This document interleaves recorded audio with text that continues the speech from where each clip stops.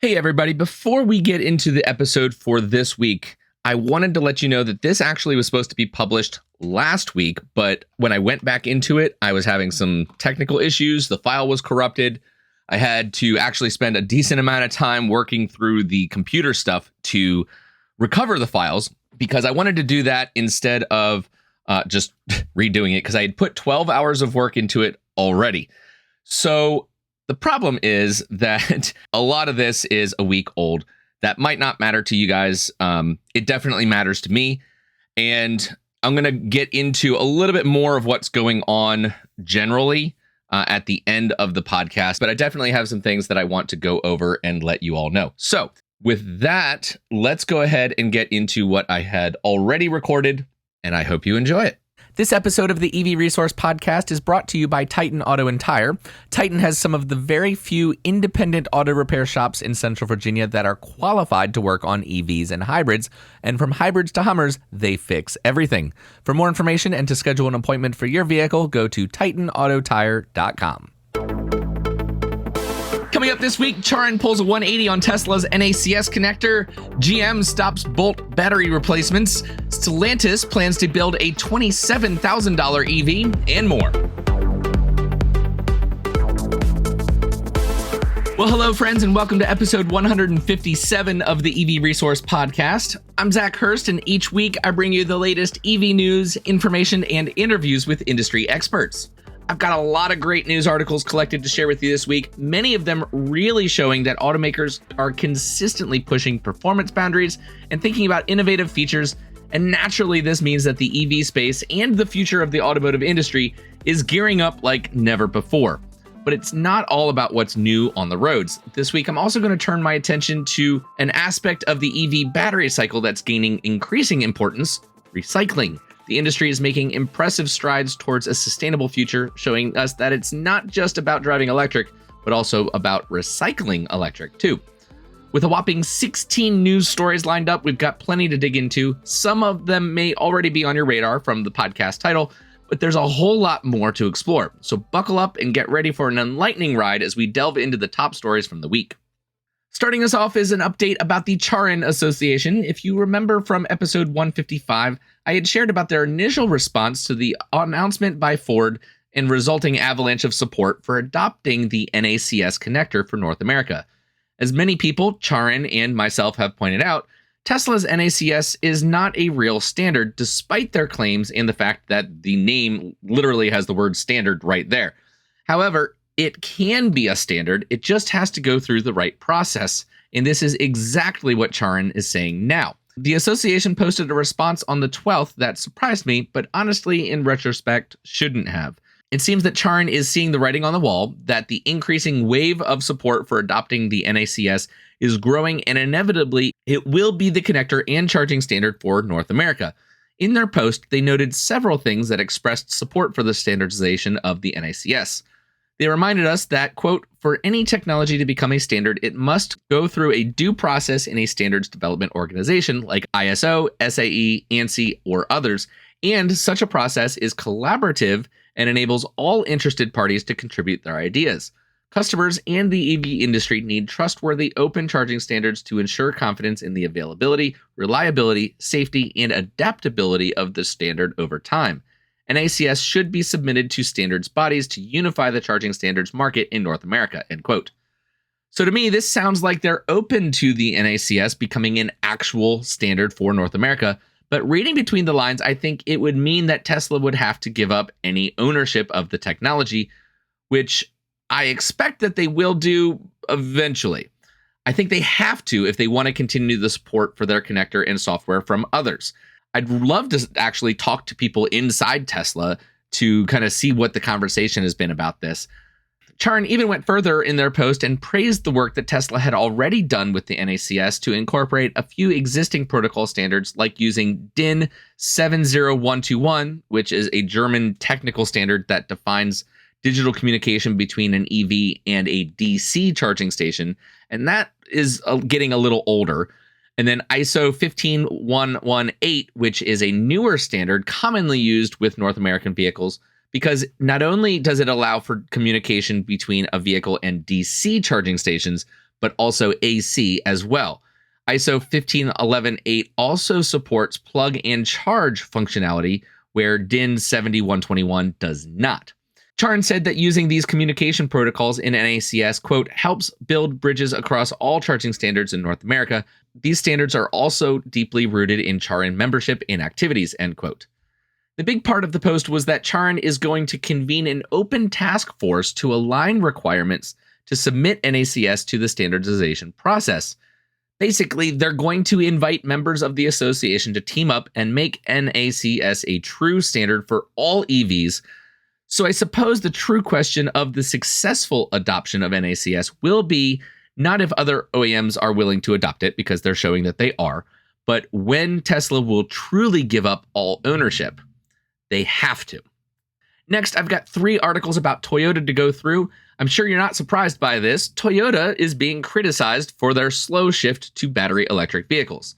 And shareholders are the latest group to voice their opinion. Several investors, including the New York City Comptroller's Office, the California Public Employees Retirement System, and several European asset managers have mentioned that they either have voted already or are planning to vote to remove former CEO Akio Toyoda from his position as the chair of the board and from the board of directors entirely, along with several other directors. It seems that the company is not moving fast enough to an all-electric future, and shareholders would like to see more action. It's worth pointing out that it's very unlikely that these directors and Akio Toyoda will be removed, but this is clearly sending a message to the current executive team at Toyota that they need to get their together. And Toyota has been sharing a lot of new plans recently that shift the focus of the company to building all-electric vehicles. I've mentioned a lot about that in past podcast episodes. And a big part of that looks to also be with new battery innovations, specifically with solid-state batteries.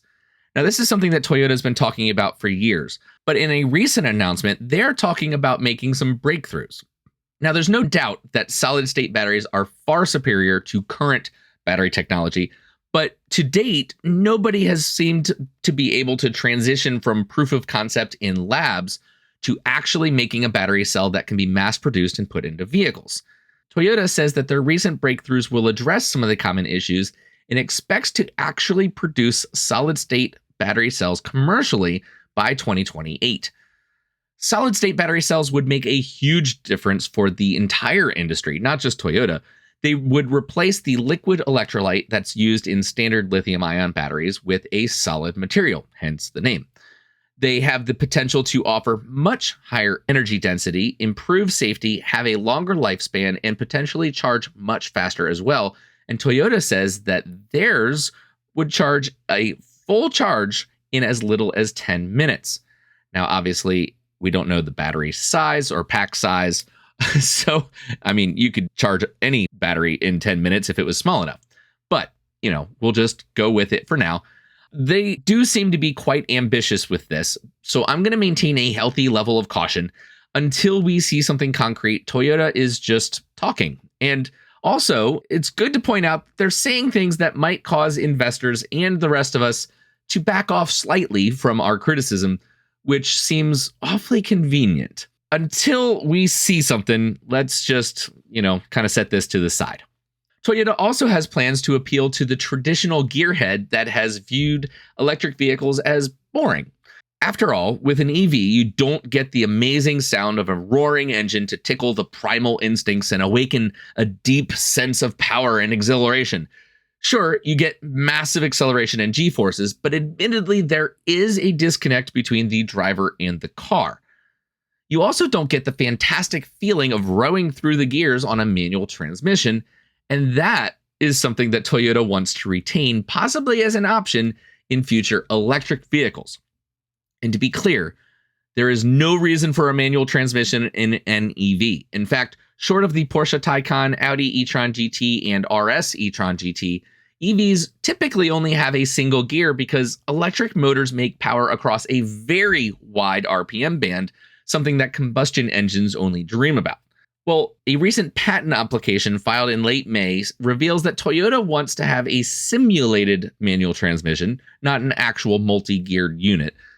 A shifter inside the car would be connected to sensors and a central computer that would then mimic the feel of a car with a manual transmission. Additionally, they would have a third pedal that would be mimicking a clutch pedal. Toyota's patent apparently will even allow you to drive the manual shift horribly, where if you don't give it enough input on the go pedal, the car will actually shake and buck just like a gas-powered car with a manual transmission would if you're not giving it enough gas while letting out the clutch. So I can see the appeal to people who have not actually driven an EV before, wanting to kind of retain some of this feeling in it. And I'm sure many of you who are EV owners already know this. Once you're driving an EV, you kind of prefer that, and you don't really think about what you may be missing. I've driven EVs fast, slow, on the track, or on the road, and honestly, I can still tell you it's a very enjoyable experience.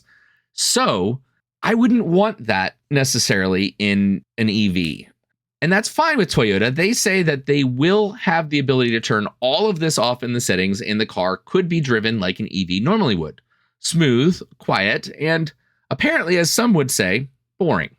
Rivian is next in the news. The company has been in talks to acquire the EV route planning software named A Better Route Planner that is very popular and used widely by many EV drivers. With no plans to modify the customer experience, Rivian is likely looking to develop a robust tool to integrate into their vehicles and gain access to a massive amount of data that ABRP has on vehicles, charging, driving data, and more. It'll be interesting to see how this plays out. And while we wait to hear more about that, we can celebrate another decision by the company. Rivian has partnered with Tidewater Community College right here in Virginia to launch the Rivian Technical Trades program to train the next generation of EV technicians. As a graduate of the Toyota Technical Education Network, or T10 program, I can tell you myself, having firsthand knowledge, how significant this is for a manufacturer to train their own technicians with a college program instead of on the job or other ways. The program's first students joined already in March of this year and will complete their training as part of this program this summer. So it's only 5 months of training with a focus on electric vehicle service and light repair. Upon completion of the program, students have the opportunity to become Rivian service technicians or enter the high-demand EV service job in a similar capacity. What I wasn't able to find looking at this article is what other requirements are there for the program, because 5 months is not very long. The T10 program that I went through actually was a full associate's degree and took 2 years. Next, GM has said they're going to stop replacing batteries in the Bolt EVs for their recall and offer diagnostic software instead. This affects 2020 through 2022 Chevy Bolt owners, so not the earlier ones. And owners began receiving messages that their high-voltage battery module replacements would no longer be happening, and instead, a software diagnostics tool would be used to verify if the batteries had problems at all before a replacement would be performed. As you might imagine, affected Bolt owners are not too thrilled about this. A little bit of backstory. In 2021, GM initiated a recall because I believe it was 17 Bolts caught fire. So they put a recall on all 144,000 and some change Bolt EV and Bolt EUV models. Basically everything from 2017 through 2022. The impression was that they were going to replace all of the battery packs in every single car, which admittedly is a huge undertaking and very, very expensive. But in May, GM updated its recall documentation, saying that the remedy, instead of a battery replacement, now says, quote, in certain vehicles that GM has determined may contain defective battery modules, the remedy is the replacement of the vehicle's high voltage battery pack. In all other vehicles, the remedy is the installation of advanced diagnostic software that will monitor battery performance and identify defective battery modules that require replacement, end quote. So it would seem that this is kind of messed up, but GM has actually gone and said that model year 2020 through 2022 Bolt owners were never actually promised new batteries. Instead, they were promised fixed defective modules. Well, until recently, that was in the place of a replaced battery, and many Bolt owners were looking forward to having a brand new battery in their car to, one, give them peace of mind, which of course that is very important to make sure that you have a car that is safe. But then also, a brand new battery means that you now have refreshed capacity as well, no degradation. Now, it's no surprise that GM has done this. The recall in of itself was very expensive and time consuming. So I get it, but still, understandably, Bolt owners are not very happy. Next, Tesla's Model 3 Highland project has been spotted on the roads with some camo, very clearly doing some testing. Tesla enthusiast and influencer Kilowatts was driving on the streets of California when he saw a black Model 3 Project Highland prototype. And of course, like always, the front and rear were hidden with custom covers. Tesla is apparently trying to hide redesigned headlights, which we've already seen in revealed spy pictures. And it appears that the rear of the Model 3 will be redesigned slightly as well. I look at this being somewhat of a refreshed design, similar to the way they did with the Model S and X. The only question that I have is the focus has been entirely here with the Model 3 for Project Highland. There's been no mention of anything coming to the Model Y. So that's curious, and I definitely would love to see if maybe Tesla has plans for carrying this on to the Model Y as well. But for now, we'll just have to keep following the progress with Project Highland for the Model 3. I don't know, and I haven't seen anywhere where they suggest when this might actually go into production. Knowing Tesla's timeline previously, I wouldn't be surprised if we saw production Model 3 models with the redesign by the end of this year. Tesla's also in the news this week because they've started using BYD's Blade-style batteries for use in the European-made Model Y at the Berlin Gigafactory, which they say is going to result in a significant increase in charging speeds. Until recently, Chinese battery maker CATL was the sole provider of batteries for the Model Y in Europe, but in early May it was reported that Tesla had started using BYD as a second supplier. Data posted on a German forum shows that the Model Y with the BYD Blade batteries maintains peak charging speeds well into the pack, all the way up to 50% state of charge, which is a significant improvement over the CATL version, which saw peak charging drop off significantly right away. And while this might be a new battery to Tesla, BYD has been using their Blade-style battery in their own vehicles since 2020, so they've got a lot of experience, and with confidence, they say that even though it has higher charging speeds extending further into the state of charge, those charging speeds do not affect the longevity of the battery. So it's nice to see that Tesla is staying true to their form and making continual improvements on their products. And with battery technology developing at lightning speeds, we'll no doubt see huge improvements to energy density, charging speeds, and longevity in the coming years that should have profound impacts on not just Tesla's vehicles, but the global automotive industry as a whole. FedEx is next in the news. They have taken delivery of 50 of General Motors' BrightDrop Zevo 600 electric delivery vans.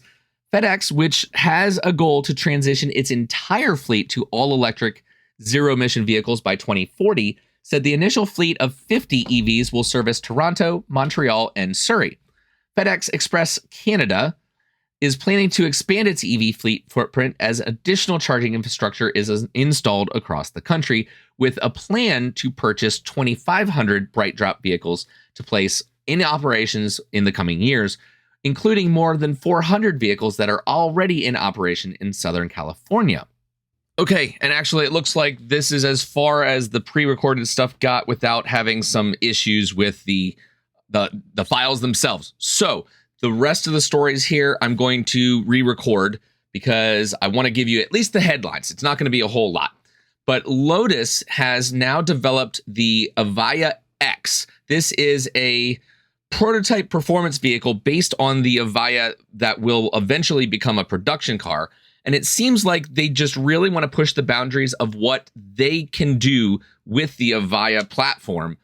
They have been testing at the Nurburgring. In fact, they rented the entire track. The car that they took is heavily modified aerodynamically, a massive wing on the rear, a splitter on the front, completely stripped out interior with a full roll cage. So this is not ever in and of itself going to be a production vehicle, but obviously for any manufacturer, testing the absolute limits is going to provide a lot of very, very valuable feedback.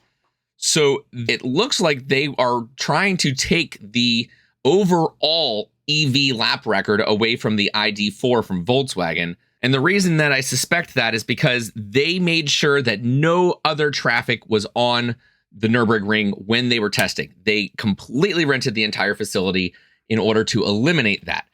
Most of the time, a manufacturer is not going to do that unless they have some serious times that they want to put down. The ID4, which I believe has the total record for an electric vehicle of any type, its time was 6 minutes, 5.33 seconds. The total fastest time of any vehicle was actually the Porsche 919 Evo Hybrid. That has a time of 5:19.55. So still almost a full second quicker than any just only electric vehicle. And of course, right now, as I mentioned, I believe last episode, the Model S Plaid has the production EV record because it is currently a production vehicle. Well, Lotus apparently had some trouble. The car broke down, and we don't know why, or at least I don't have the details on that. And I was reading from Motor Authority. They don't have the details on that. But yeah, it broke down. And honestly, if you're going to be pushing and pushing and pushing, you're going to break something. So there's no indication whether it was software related or if something actually broke on the car. But Lotus definitely has some work to do. And honestly, I look forward to seeing what they're able to do as well. Next, Stellantis is planning to offer an affordable EV sub $27,000, a model that will be a very small city car to launch next year and released in Europe. Europe is where we're going to see the smaller city cars. That's where Volkswagen was planning on releasing the ID2. And of course, currently you've got the Dacia Spring, Renault 5 EV, and a couple other lower priced cars from China.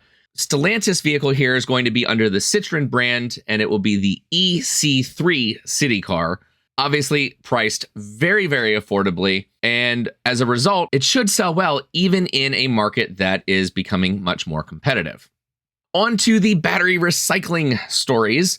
The administration actually announced $192 million to advance battery recycling technology.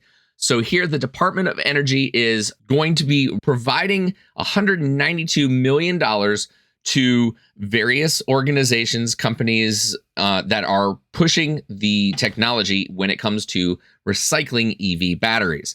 It's great to see the administration putting some weight behind that, as well as the EV charging infrastructure. And of course, with the IRA, just the tax credit for EV purchases. The leading company right now in the EV space, at least the one that gets all the news, is Redwood Materials. And that was the company that I've talked about before that is a startup by JB Straubel, who used to work at Tesla.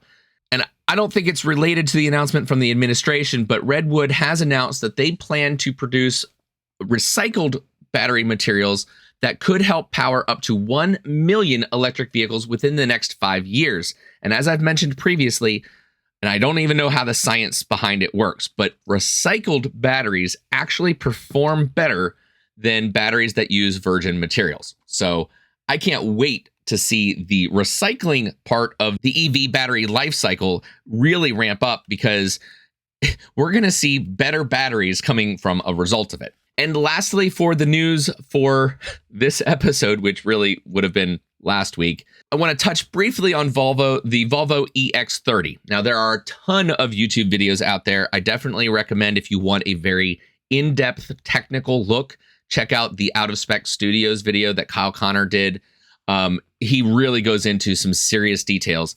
But the EX30 is a very small vehicle, but it's shaped like an SUV. And there's something really neat about it that was an accident. They ended up making a vehicle that is the quickest accelerating Volvo ever, 0 to 60 in 3.4 seconds. And that was an accident, but it's a result of it being extremely lightweight. And 0 to 60 doesn't involve all that much impact from aerodynamics, so the fact that it's shaped like that really doesn't matter. The front wheels are driven by a 154 horsepower motor, the rear wheels 268 horsepower, so this has a total of 422 horsepower and 400 pound-feet of torque. So it's going to match the Kia EV6 GT, some vehicles from Porsche and Ferrari, in a small, we'll call it even maybe a crossover, Volvo. Like, that is just spectacular.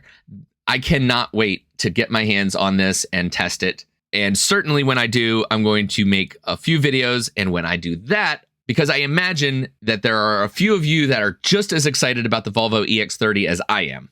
So that'll wrap it up for the news segment. I am going to get into the question of the week, EV Resource Hotline, general announcements, and then, as I mentioned very, very early, because of the mess of technology and my schedule for this week, it's kind of thrown everything off. And so for the next few episodes, I'm going to have some changes, but I'm going to get into all those details right after this. Hey guys, it's Matt Clausen, your host of the All Automotive Podcast. I've been in the automotive industry for over 30 years. I've owned my own repair shop for the last 15 years. I was going to write a book, but I started this podcast instead. So come join me for my take on vehicle extended service contracts or what to look for when purchasing a used vehicle. Like and subscribe to the All Automotive Podcast. We're on Apple Podcasts, Spotify, or wherever you're listening now.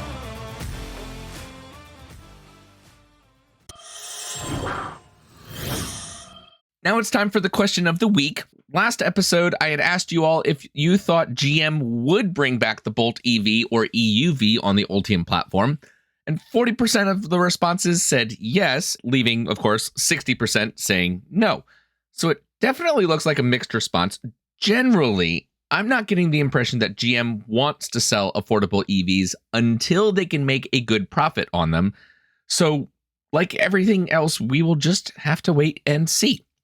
Okay, I want to thank the Patreon supporters before getting to the rest of the announcements and bring you all up to speed at the end of what's been going on with me in my personal / professional life as it relates to EV Resource. As always, we'll start with the director tier. These individuals include Rajiv Narayan, Andy Cooper, and Ethan B. At the executive producer tier is Chris Lawrence, and I genuinely want to thank all of the Patreon supporters that give to help EV Resource going, even little amounts.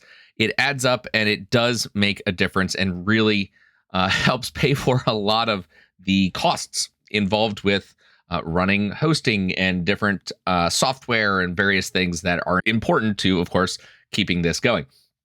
There are other ways to support EV Resource separately from Patreon. Because it's free and I'm never going to have mandatory membership fees or paywalls, I instead use advertising and affiliate connections to basically try to provide some support for all of this.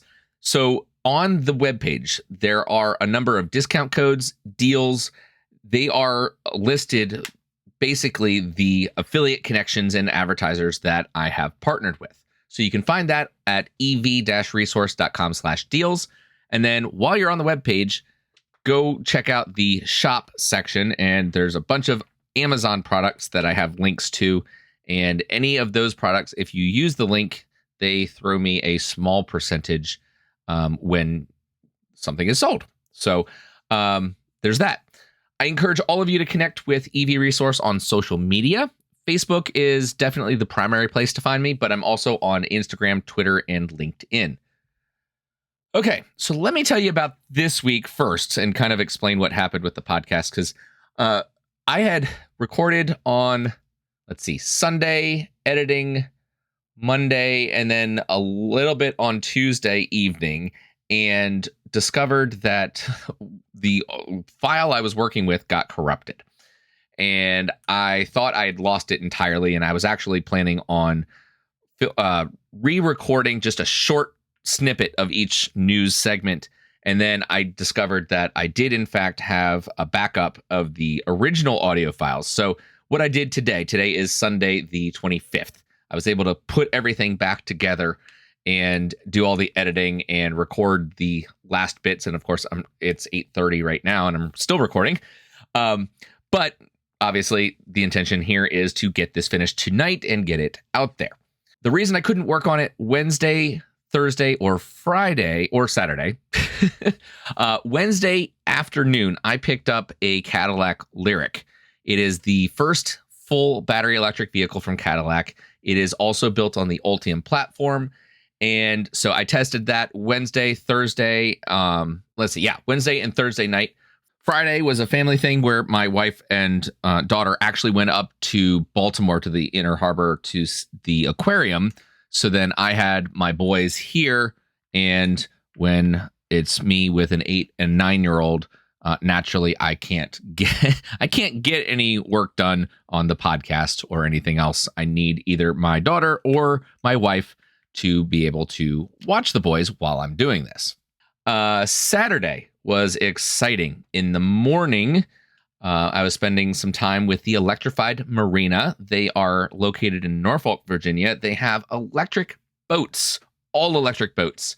And I did have the opportunity to go out for the first time on an X-Shore all-electric boat. It's bigger, it's powerful, and I don't know how they do it, but just like with cars that are electric, this boat just accelerated like it was shot out of a cannon. I mean, it was incredible. And so, of course, naturally, I got a video of that whole experience. And when I have time, I'm going to edit it and put it together to share that on the YouTube channel. And of course, I'll mention that. And then in the afternoon, which then led into the evening, I actually had the opportunity to test the latest version of Tesla's full self-driving. And I don't know if you remember the 70-mile-an-hour range test I did with the Model Y. That was Vince, and Vince contacted me, and we set up a time to meet. And while we were doing that, we were using his Model Y. So I want to thank Vince again. And it was actually a horrible recording.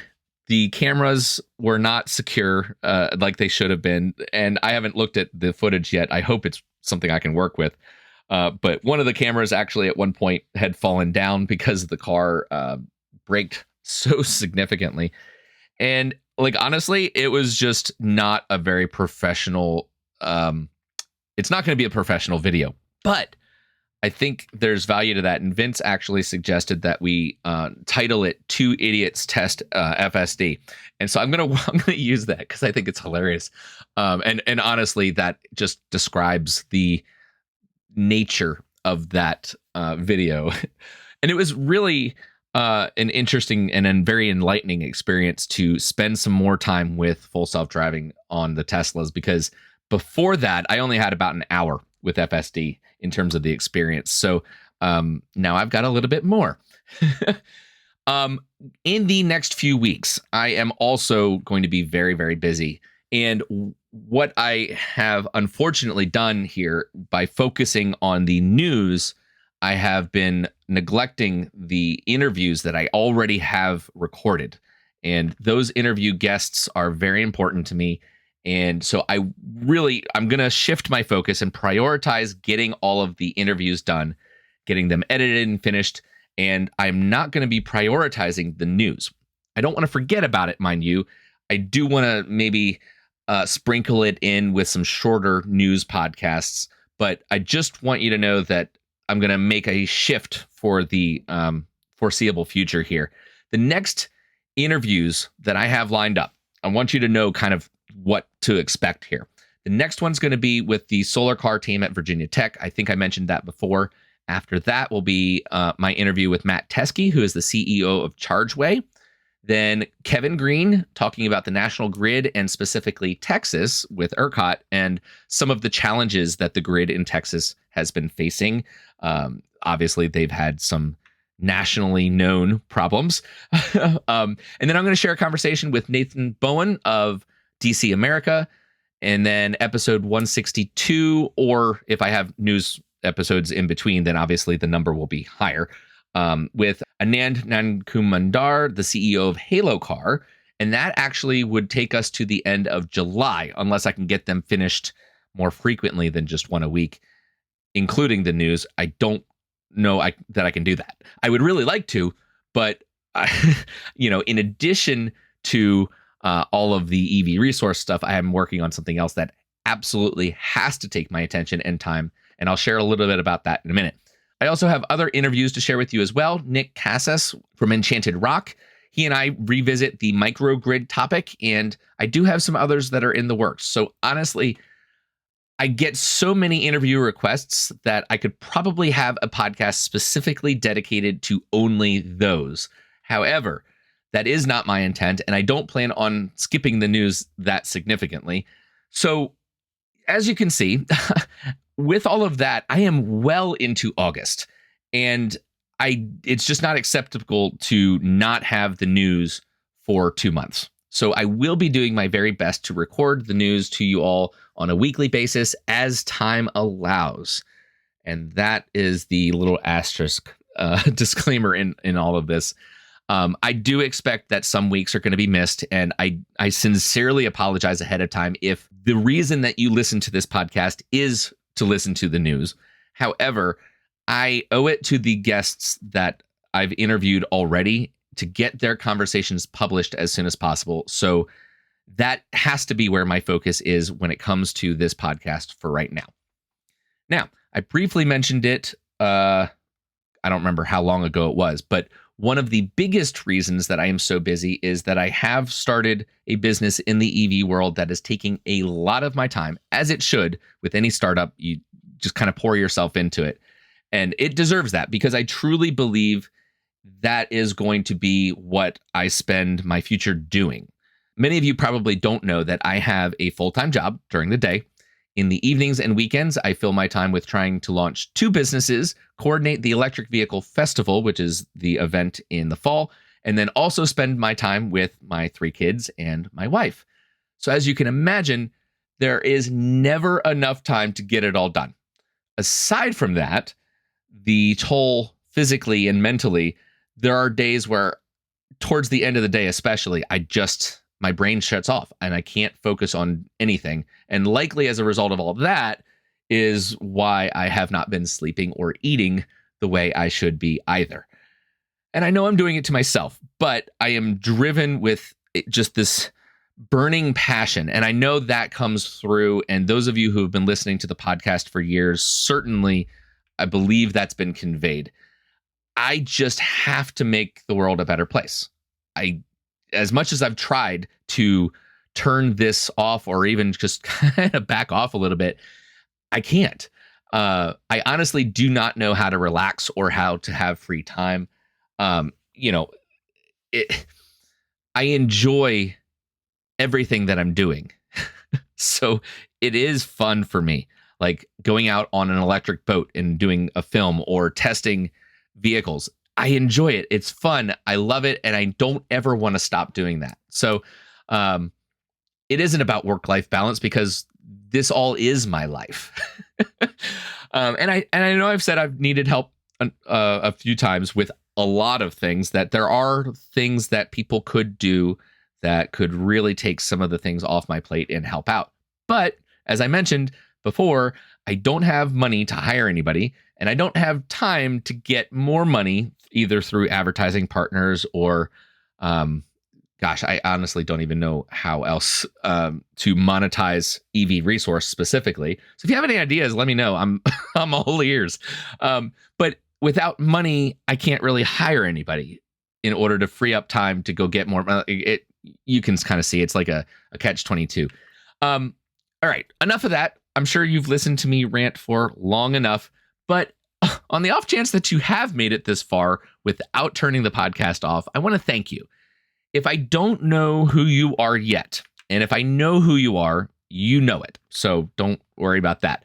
But if you are listening right now and we have not been introduced, I'd like to know you.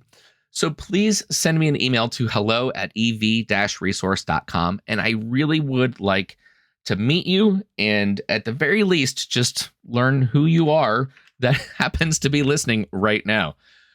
Okay, so that is it for this episode. I will catch you, as always, next time.